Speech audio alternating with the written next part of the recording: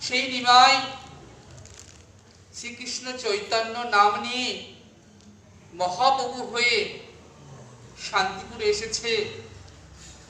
অদ্বৈত আচার্যের গৃহে চন্দ্রশেখর এলেন সমগ্র নবদ্বীপবাসীকে নিমন্ত্রণ জানাবার জন্য। ওগো নবদ্বীপবাসী, তোমরা এসো, দেখো তোমাদের প্রাণের নিমাই শ্রীকৃষ্ণ চৈতন্য মহাপ্রভু হয়ে এসেছে, সবাই এসো।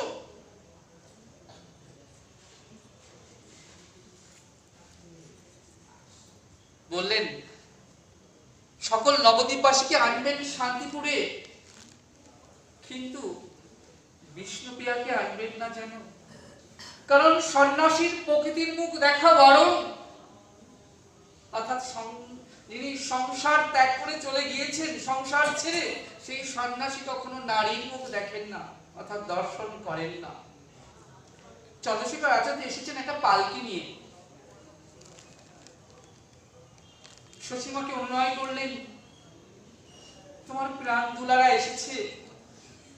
শশীমা উঠে বসেছেন পালকিতে। 14 বৎসরের নিঃসন্তান বিষ্ণুপ্রিয়া দেবী উঠতে যাবেন পালকিতে। এমন সময় চন্দ্রশেখর আচার্য বলছেন, মাগো, সন্ন্যাসীর যে প্রকৃতির মুখ দর্শন করা বারণ। চোখের জলে বিষ্ণুপ্রিয়ার আজ বক্ষ ভেসে যাচ্ছে। শশীমা বলছেন, যেখানে আমার নিমাই এসেছে, আমি যাব আমার নিমাইকে দেখতে, গৌড় দর্শনে যাব আমি। কিন্তু যেখানে বধূমাতা বিষ্ণুপ্রিয়ার যাওয়ার অধিকার নাই, অনুমতি নাই, সেখানে তার মাও যাবে না। বিষ্ণুপ্রিয়া বললেন, মাগো, তুমি কেন যাবে না? তুমি যাও মা।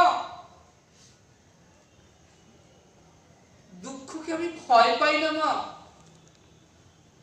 দুঃখ দিয়ে যার জীবন গড়া, দুঃখ যার মাথার ভূষণ, দুঃখ যার অলংকার, তার আবার দুঃখকে ভয় কিসের?